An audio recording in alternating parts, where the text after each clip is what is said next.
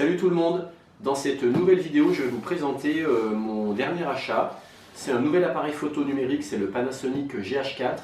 Parce qu'en fait, je ne suis pas très content de mon Canon Bridge, qui est pas très bon en faible luminosité et puis qui a des problèmes aussi de mise au point. Je vais d'ailleurs vous montrer les deux principaux défauts que je trouve à ce Canon Bridge. Et après, on procède au déballage du GH4. Premier défaut qui me gênait sur le Canon Bridge, c'est qu'en cas de faible luminosité, on voyait tout de suite plein de grains, donc la vidéo était pas bonne. Et deuxième défaut qui m'a aussi gêné sur ce Canon Bridge, c'est l'autofocus qui est pas performant. Et soit quand je suis en extérieur que je filme quelque chose qui est en mouvement dans le ciel, ou soit en intérieur en cas de faible luminosité, il n'arrête pas de pomper au niveau de la mise au point et c'est vraiment très désagréable.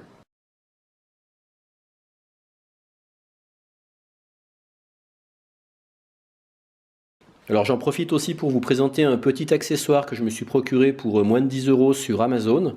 Je l'ai vu sur la chaîne YouTube Culture FPV, donc merci à eux. C'est eux qui m'ont donné le lien sur Amazon. Et en fait, c'est un petit bras qui permet de fixer un téléphone portable pour se filmer par exemple à la verticale. Donc ça sera très pratique.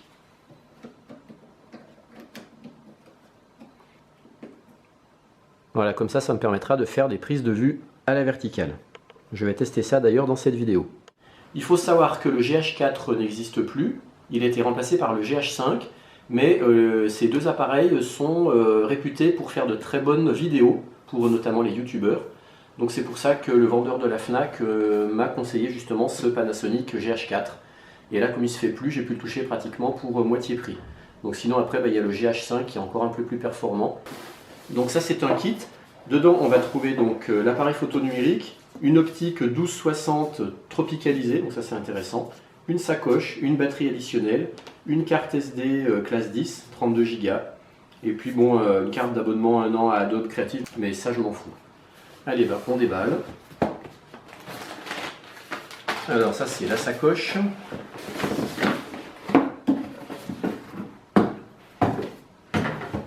Et ici on va avoir l'appareil photo.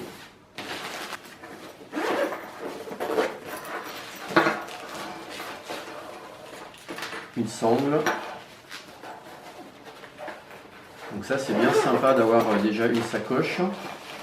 Ça permet de protéger l'appareil. Alors maintenant si on regarde l'appareil photo.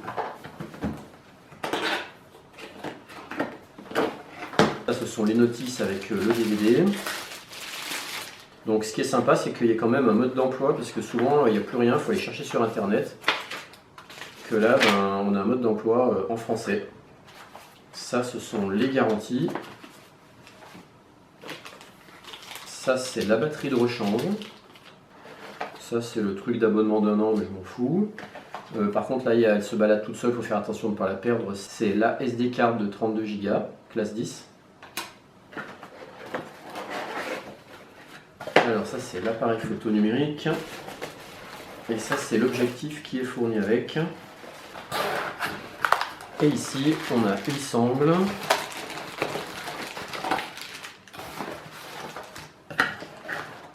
On a une deuxième batterie, le chargeur de batterie avec son câble et de la connectique. Voilà, moi ce que je voulais c'est un écran qui puisse se retourner comme ça. Parce que quand on se filme, c'est important de se voir pour le cadrage et le rendu. L'écran, il est tactile apparemment, donc ça on verra ça tout à l'heure. Ici, on a une prise écouteur. Ici, on a une prise AV out, une prise HDMI. Ici, une prise micro. Et il est livré avec un objectif.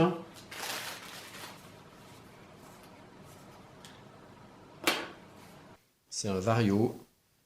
Ouverture 3,5 à 5,6 et un 12-60 mm. Donc 12 ça correspond à du grand angle et 60 très très léger zoom. Et ça c'est un pare-soleil qui peut venir se mettre ici. J'ai acheté un deuxième objectif en 50 mm.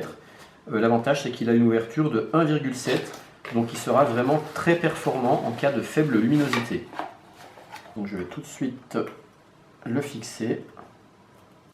Il Il faut faire correspondre les deux points rouges. Et voilà. Allez, on le met en route. Et oui, on voit qu'effectivement l'écran il est tactile. On peut choisir nos fuseaux horaires. D'un côté le Canon Bridge et de l'autre côté le Lumix GH4. Bon, bah, visiblement on voit bien la différence entre les deux, entre le Canon Bridge, mon ancien appareil, et puis le nouveau, le Lumix GH4. Le Lumix GH4 gère beaucoup mieux la faible lumière. Il garde un grain beaucoup plus fin, alors que le Canon, on voit que il ne sait pas trop gérer et qu'il a vraiment un grain qui n'est pas beau du tout, quoi. Bon, c'est bon, apparemment j'ai fait le bon choix.